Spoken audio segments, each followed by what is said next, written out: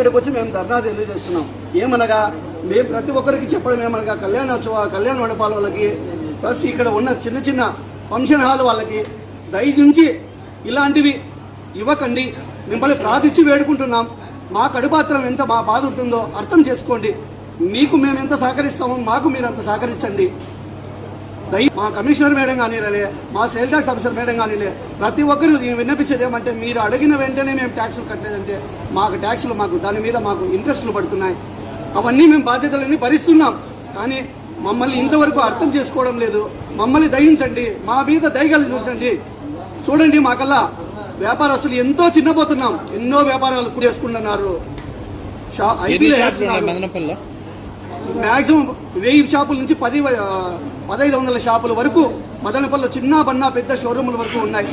కానీ ఇట్లా ఈ ఆఫర్లు పెట్టడము, మా వ్యాపారాలు దెబ్బతీయడము ఇది నాగరికతగా మారిపోయింది.